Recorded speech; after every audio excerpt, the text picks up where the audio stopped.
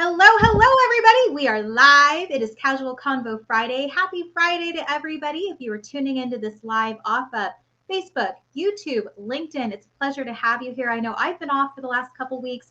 Nate is taking the day off for some busy work with his business. And today we have the absolute pleasure of bringing you Robert Bostick. He is the CEO of HumorPoint. And we're talking about the power of humor to be heard, liked, and be memorable in a presentation. So Robert, I am super excited about this topic. I do a lot of presenting, a lot of speaking, and I love it. I love it when you can set the stage and there can be humor that comes in. And hey, here's our first guest, Gabe Leal. Thanks so much for joining us off of LinkedIn. And just like Gabe, if you are tuning into this live or even catching the replay, make sure you drop a comment, say hello, say where you're from. And if you have any questions for me or for Robert throughout this broadcast, make sure you drop those also in the comments so we can address them right here live. So Robert, welcome to Casual Convo Friday. Glad to be here. Great. Yay, I'm excited. Again, this topic is huge because I feel like people maybe have this misconception that, if I add humor, how are people going to really take it? So maybe there's that fear going in that they just say, I'm not going to throw humor in because I don't know how it's going to be received. And I just don't do it. So you talk about the importance of beginning a presentation with some likable humor. Can you talk about that a little bit? Like, why is it important to add humor into your presentation? Humor is the value proposition of smart humor. If you can find great humor to present, it's remarkable. First of all, if you can put a smile on people's faces and make them laugh, that's the hardest thing to do. But a smile is a pretty good accomplishment. It's something called mirror neurons. The first thing that happens is all of a sudden they feel good, you feel good, and everybody is in a good mood all of a sudden. And the mood, a nice mood, is the first thing you want to get everybody into in any presentation. And so it's just nice that they also, what's interesting, the science says that if you can put a smile on people's face or make them laugh, they think good things about you very quickly. Whereas normally when you walk in a room, people are not maybe thinking good things about you. They're thinking, geez, I shouldn't be here. What am I doing? This better not be boring. God willing, if this is boring. So they're pretty, they're judgmental sometimes, and you can kind of feel that sometimes. So when you can break the ice and put a smile on their face, that helps them feel a little more comfortable that they're in the right place and they can feel good about being there. But even more important than that, the science says that if you make people laugh, they think, you're intelligent, you're competent, you're likable. And so they all of a sudden have a flip of their judgments from being concerned that you're going to be not worth their time to thinking good things about you, which sets the table for whatever you have to say, puts them in a much better state of mind to receive your ideas and to think that you're worth listening to. So it does more than just make them smile. It makes them have a positive outlook on you personally, which is a nice way to start any presentation. I think too, like you said, I mean, you go in, I do a lot of speaking gigs and I walk in and it's a lot of times it's a tough crowd. People don't know you. They don't know your style. They don't know your vibe. And if you can do something that's a little bit more spontaneous, that gets the room a little loosened up, then they're more apt to be more involved, be more engaged. They're not like, I'm tuning this out. Like, my boss told me I had to be here. Right. Instead of that, they're saying, no, you know what? I really want to be here. I want to learn what this person has to say, and they're going to make it fun. So I know even when I go in and speak, I always set the expectation, Robert, of this is going to be interactive. This is going to be fun. We may even have a dance party. I'm going to call on you. It's going to be a fun time. You're going to walk out of here being so dang excited, and you're going to learn something. How about that? That's the way. That's the way to set the table. That sets the mindset. I mean, you have to. People are, as you say, people are afraid of being bored.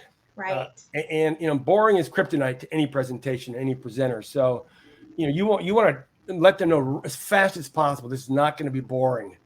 And so that's why, one of the things I tell people truthfully, the first thing you want to do when you walk in a room, what you just did there to say some very enthusiastic things about what you're going to say and what their time's going to be worth their while. But actually, the most simple thing we can all do, I'm going to do it right now, is to smile. You really have to force yourself to smile first thing when you walk into a room. You have to look around and smile, even if you're not in the mood, because that, again, goes back to this mirror neurons thing where they see a smile, makes them recognize themselves. And the physiology in the room of when you smile is almost like making, whether you make a smile through humor or just by being warm and inviting, is the first thing to do. So the good news is you don't even have to be funny when you're walking. Just make sure you nail the smile. You got to do it because it does. It's like humor itself. It does works magic in the room for people to feel connected with you. And you must connect with people first thing. That is, if you don't connect to an audience, however you do it, their mind's going to be churning away like, oh, where's my phone? Geez, I should be checking my email. This is a waste of my time. You must turn that machine off. And the way you do that is by smiling, by being lighthearted, by, being interesting and not boring. What do you think, Robert, of the use of having intro music? Like, like your walk-in Having what music. now? Like your walk-in music when you're presenting. Like Wow. you have music coming in, you've set the stage, you've kind of elevated the room for again what's to come. So you're starting off on a very high note and kind of keeping the energy in the room. But people are like, "Oh my gosh, okay, this is awesome." So it's just like you said, like there's some things that you can do, just even with the smile, but getting the audience excited for what's coming. I think, again, if it's a business meeting, if it's an accounting review meeting, or if it's a sales presentation, even sure, bring a little your iPhone in, put a little speaker in this just to set the mood in the room. I don't think there's any downside to doing that. If you can pull it off. But people are, what's going on in the conference room today? What the heck is it? It's a club up in here. It's a club up in here. Yeah.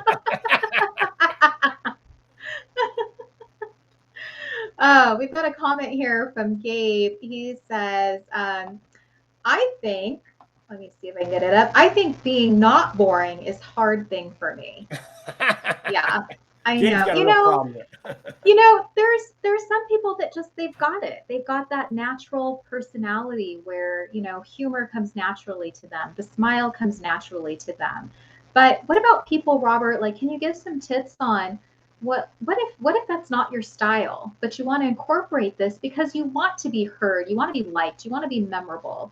So what would you say to people that maybe are not like Gabe, who are the life of the party, but are really struggling with, well, okay, so I like these tips. How do I go in with the personality I have to make it not be boring?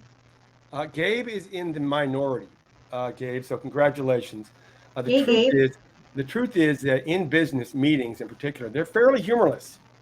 And there's some risks involved in humor. If it fails, they're concerned their boss or somebody might not take it well. So they're figuring, I'm not going to mess with it. They leave on the table by not messing with it is the advantage of winning people over, establishing your likability, becoming someone they want to do business with, making them want to listen to you, and making them feel good. So those are all the things you want to be going on in any presentation. So you want to achieve that. If you don't achieve that, you're setting yourself at a disadvantage, which you shouldn't have to do. The reason I created HumorPoint was because the truth is, my view was that people talk a good humor game, and it's a good game to play, but it's better if people can look at some humor and look for themselves and see something they can feel comfortable with. So, for example, there's a whole section on the site with quotes and things you could say and use those, but there's also cartoons. So I built the world's first cartoon search engine with the creator of Siri, Adam Shire. And what we did is we curated the entire cartoon industry so that people could see the best of the best. And so can't you find one or two they like? And you can look at by accounting, by engineering, you can look at by sales or marketing or social media. Find one you like, and if you can present it, then put it on the screen. And just as they walk in, there's a nice little lighthearted humor on the screen, and that at least tells them that you've got a sense of humor. Whether you can speak a sense of humor is something different, but if you can show a sense of humor, then you can, that lets them know that they're not going to be bored and that you're not going to be a humorless presenter, and that makes them relax and makes them feel good. So that's why I created HumorPoint, was give people a chance to see humor that's been carefully curated, so they can say, this is not so hard. I could do this. I'm going to do this because I would like to make people feel good and want to listen to what I have to say. I like that because you're right. Like it's I know my kids, my son, for instance, every time we get in the car, he always tells me these silly jokes. Like, I think he's getting them off. I don't know what it is, but like the other one, what did he said? He said like, what's the similarity between the Eiffel Tower and a bug? Do you know it, Robert? No, I don't know yet. They're both parasites. Oh. And I'm just like, oh my gosh. You know, it's just stupid. But you know what? I'm telling your audience out there, everybody use that joke. First of all, let me just say, if you have a kid, please mention your kid in any presentation. And if you have a kid who told you a joke that morning or recently, open with that. If you can open with something about your kid, people's hearts immediately kind of shift mood out from business, got to get busy and get done, to warmth and humanity and friendship. So yes, I would have tell her joke, and you can tell your kids. It doesn't. And actually, on HumorPoint, I have a page on self-deprecating humor, and because self-deprecating humor is something people suggest you use, tell a little, knock yourself down a notch, whatever. But actually, on the self-deprecating humor page, there's a whole many examples of places. It may not be you personally, but you can still use it.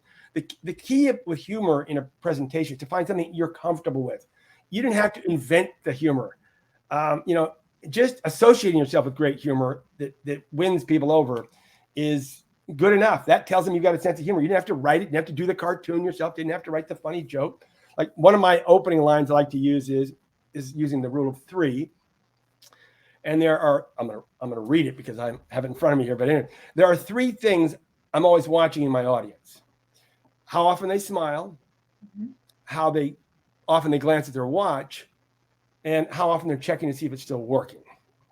So now, when you say that joke, that's a joke. It's very simple. But nonetheless, it tells them you're being self-deprecating. You may not win them over, but they appreciate the fact that you're humanizing yourself. So on the self-deprecating page, perfect self-deprecating humor, on HumorPoint, there's a whole section of kids' statements. Things kids say that parents quoted, and it's like on Twitter or whatever the heck it was. Twitter has the best moms kid statements. If you find one you like, feel free to associate with your kid, because if your kid hasn't said anything recent, or you haven't heard anything as good as Tisha's was, just something that brings warmth to you and your message. That's really important. Even in a serious, high-level business meeting, people appreciate warmth because everybody's nose to the grindstone, go, go, go. And, okay, a moment of humanity and friendship, and we're all in this together. You get bonus points for that. And in fact, that also attributes leadership qualities to you, which means, geez, I like the way he handled that meeting. I like the way you felt really good. And that was a great presentation. If you leave a presentation, somebody says that was a really good presentation, that's the highest compliment anybody can give you. Absolutely. And humor helps. I think even one step above that is they come to you at the end and they're like, how do we work together? How can we go forward in this? Like, I learned something from you, and now I see the value of what you present, and now I'm ready to take it next level, right? Like, that's like best compliment ever. It means I went there, or you got there, I did the job, and now it's like keeps on growing, keeps on leveling up. If you're going to present, that's a showcase moment for you. So it's good to add whatever elements that make you more attractive as a person, as a leader, as a peer.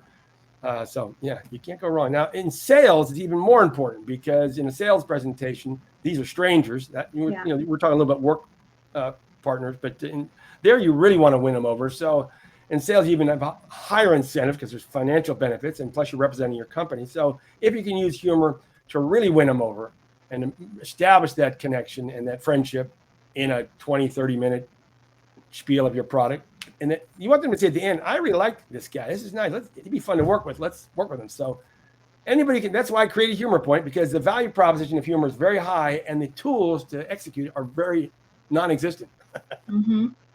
Yeah, no, I love that. I love that too. And even to the point that you brought in earlier, like kids say the funniest things, right? So even if you're opening it up, I remember I was emceeing a TEDx talk here in Chandler, and I had a lot of time to fill, Robert, because the food wasn't there yet.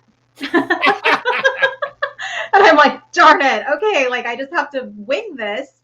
And you can always think about a story in your head. Like you can, stories, I love storytelling. You can always think about a story. And then like this one involved my kids of how my daughter's talking to me about Alexa, and I'm thinking it's a friend of hers at school, and she's like, "No, Alexa, you know Alexa." Like I was on Alexa, and she's telling me the story of how she asked Alexa if Alexa has a boyfriend, and Alexa's like, I'm too busy for that. Like you should ask Alexa, "Do you have a boyfriend?" She's like, "No, I don't have time for that." And I was just laughing because we're talking about communication. Like the whole speech was on communication, or the TED talk was on communication, and I was talking about how my kids, how they communicate a lot with Alexa. They're communicating a lot with this technology, and not with people. And it just it kind of set the stage. It bought the time. It hammered home a point about how communication with others is important. And I think people remembered that, and there was a little humor involvement in there. I can't stress enough. If you get kids' stories, you can weave them in. It's what I call humor wrap. So, what you have you have an idea you want to promote, a point you want to make, a humor point. There's always a point. Ideally, using humor in business with a point associated, so it makes the point memorable, but at the same time, makes the point much more enjoyable. And so, if you're going to wrap a point you want to make around one of your kids' stories, or you take a cartoon and wrap it around that point, or whatever you're doing. But yeah, you can't go wrong. I'm a huge fan of anything. Yeah. Okay. So talking about humor, so in a business presentation, how does that improve your reputation and lead to those career advancement opportunities? Well, as I say, if they say to you at the end, geez, I really like your presentation, what they're saying is, I'm really impressed with you. You're very credible and you're very appealing. And if it's in sales, I'd be interested in doing business with you. If it's in your own company, if you thought about, moving up in this company, because I like the way you held yourself, the way you present yourself, and your leadership material. So I mean, that's if you can get it, if you can take a presentation, that's why humor is so important. Because if it's humorless, I'm sorry, that's gonna top you out. People really don't want to move somebody up who's humorless. They want someone who at least is comfortable being self-deprecating and likable and warm, and can maybe even bust up a room every once in a while, take the edge off an otherwise difficult day, week, or challenging quarter. So it's a skill you want to learn.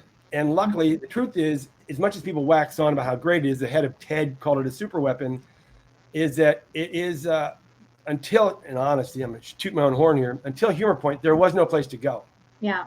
You can read a book, and a book will tell you how great humor is, but they won't give you any examples of great humor. And I'm a big fan of see some great examples of great humor first.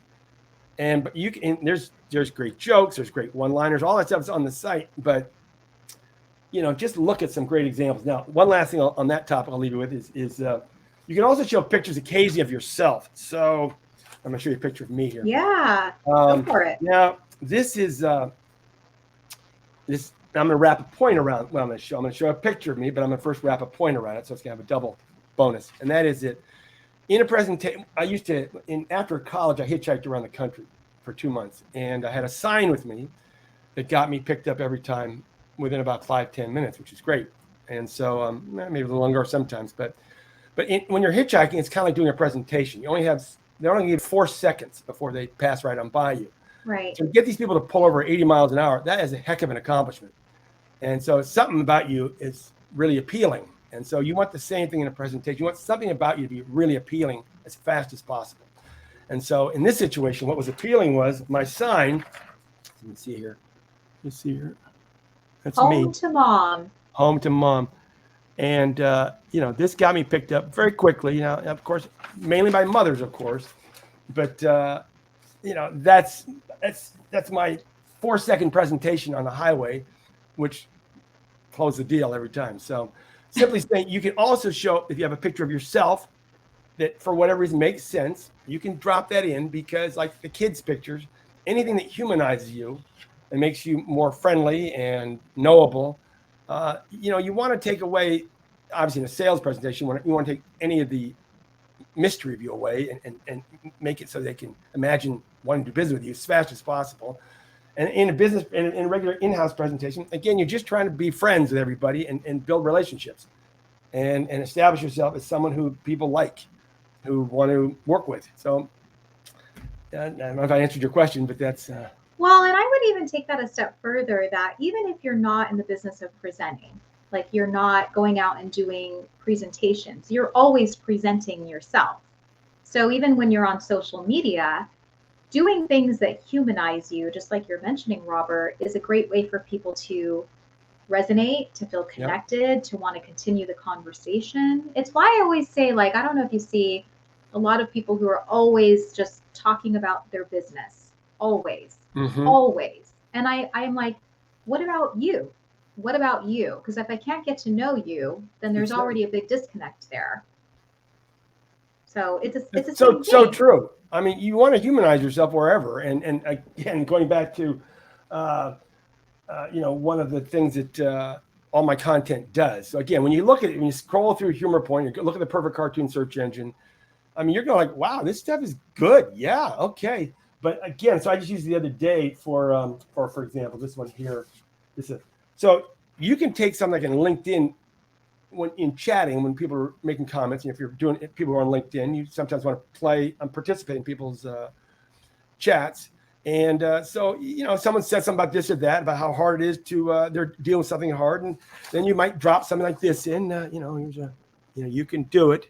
Here's a, right? You drop that into their feed, right? There you go. And Cheers.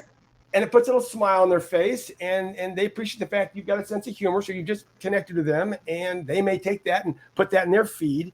So to the degree you're putting into the bloodstream of the human heart beats throughout business everywhere, some levity and some likability, that people make a mental note where that came from. In fact, on something like that, then they'll say, who is this guy? That's funny. They'll click on my LinkedIn link, and they'll possibly, want to see what I'm up to. And then if I Yeah. see them doing that, I can follow them. If you like that, let's talk. So humor helps grease the wheels of a lot of relationships. And of course, whether you're dating or whatever, you're in a sales presentation, it's all the same. You want to make a warm-hearted connection with people. I think that's honestly what I love about LinkedIn because that's how you and I connected. Right. And I was like, oh, I love this humor. Like, we can totally talk about humor and invited you to be on the show. We just met each other probably Right. not even a month ago and had asked you, hey, would you be on the show with me? And I love seeing like who's viewed my profile. It's like one of those fun little tricks in LinkedIn of who's actually like viewing my stuff. Yeah. Yeah. Because then I take the initiative of reaching out and saying, hey, saw you were checking me out on my profile. Like, I'd love to connect with you. Like, I do. It's kind of a little creepy. It's a little whimsical. But that resource is there so that you can start the conversation. I see too many people just, they don't do anything. Robert was on my profile again. Well, why was Robert on my profile? What Yeah. does Robert need? Maybe Yeah. Robert has a question. Maybe I could be a resource. Maybe I could say, hey, Robert, I've got a seat on my live stream. You want to jump on? Like, you never know. Well, LinkedIn's fantastic. I mean, it is a state-of-the-art platform for business people doing business to connect and be human with each other and help each other. And it's phenomenal watching people literally, the name of the game on LinkedIn, of course, is share something valuable. Don't sell yourself. Just make a difference, contribute. Yeah. That's kind of a different model. But so, that is how we met. And I was very excited. Oh, I'll be on her podcast. And I have to give a shout out to Tisha's, everything she does so far. I've seen so far is beautiful, and so I appreciate this. And and you're not alone. There's a lot of really. I've noticed recently. There's a lot of thought leaders, a lot of Mm-hmm. women thought leaders. I'll be frank, that are really skilled. It's almost like with the certain issues in the business world with women, and not sometimes being able to get up in the food, move up the ladder. I'm finding in LinkedIn, boy, they are rocketing to the front and center because they have a vibe that is so good, and they now have a platform that is not limiting them. Yeah. Right? I mean, I don't know if you noticed that, but I think Oh, I can hands down say that it's definitely brought me way more opportunities than I ever thought were possible. Honestly. And we were talking about this, and thank you so much for that compliment. But I really feel like putting the brand out there is what's attracting those opportunities and the right people. So I'm LinkedIn. I'm a LinkedIn fan for I'm a life. big LinkedIn fan. I went from 0 to 100 miles an hour as fast as I could. But Yeah. it's a big learning curve. So if you're just getting into LinkedIn, you gotta get Yeah. ready. But it's good. But again, going back to HumorPoint, you can find some great ways to win people over and ingratiate yourself to people by having some content that is enjoyable, Yeah. fun. Yeah. Well, I just even like your idea of, you don't have to curate that content. You have to give credit where credit's due, of course. But I could easily take something off of Humor Point and say, oh, this so made my day. What do you think Oh, about it? And it could be like a funny meme or a funny cartoon or something, credit back to Robert Bostick. So now you're getting my connections that are looking at that. But I'm also helping to put a smile on someone's day that could then be shared with their network and their network and their network. It you're all putting stems light. back. You're putting light into the world, Yeah. and that's the name of the game. Period. If anybody wants to know my actual bottom line of the whole thing, it's all about light. Yeah. Because everybody wins. The more light, the better for everybody in every situation. We all have very heavy lives sometimes. Yeah. And that's why when somebody makes a smile, that's why even a smile is so important because it lights people up inside in a way they didn't see coming. And so, the more happiness and smiles and honest and just bringing some levity and lightness to the world. Yeah. No downside. Everybody wins. I have another joke for you Yeah, from good. my Caleb files. I'm trying to remember all these things that he Yeah. tells me on our car ride. It's quite comical. I'm like, oh, it's like comedy hour when I drive you to soccer. So he said, why do seagulls fly over the sea and not the bay? And I never have an answer. That's why I love that question. Like, there's no, okay, I don't know why. I always say that too, because they wouldn't be called seagulls; they would be called bagels. It's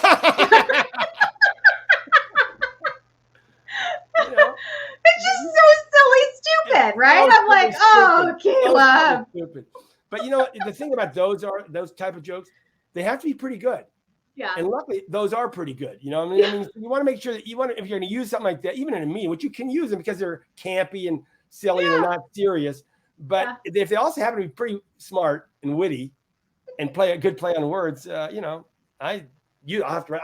After this broadcast, I'll write all these down. They'll be on the site. Trust me. Oh, it just makes me laugh. But again, I'm like, I like you. I'm like, I don't know. Let me think about that. I think there was only one joke you told me where I actually knew the punchline, where I knew the answer. But out of like 30 of them, I was like, no idea, no idea, Well, no they're idea. like, knock, who's there? I have no idea. Okay, well, it doesn't matter. There was one, my friend of mine's daughter had one. What was hers? I can't remember what it was. But I mean, I love kids. So, anything kids say, whether they come with those or whatever. That's why I just say, anytime your kid says something funny, please write it down. Trust me. There's not a better story you can tell than a kid's story because you can always tie it into an adult situation. Or at least poke fun at how serious we all are, and kids seem to have an inside bead to a much happier life that we should all get wind of. Oh, I know. I want to be a kid again. Right? No more adulting. All right. So, Robert, in the last couple minutes that we have, I have your link up, humorpoint.com/humor services. But tell us, what will people find on HumorPoint and how do they get in contact with you if they want to further the conversation? What you'll find on HumorPoint is the greatest collection of humor on earth right now. And there is no other place where someone's put it all together. And I'm continually curating. I still look at all the major the New Yorker website, and I see their weekly feeds. And so I'm still monitoring what's going on in the cartoon industry and on Facebook in terms of who's got the funniest memes. So I keep adding to it. So it's always updated. But mainly, go instead of watching Netflix one night for an hour, peruse HumorPoint. You should be equally entertained. But at that point, you'll also have a chance to improve your professional skill and get some ideas that you might want to use either on Facebook or LinkedIn or in your next meeting or in an email where you're basically starting a new relationship with somebody and you want to kind of charm them over and make them feel good that you'd be fun to work with versus another boring, harassing salesperson. So those are what you can do. And you can reach me at you can get our newsletter link on the site.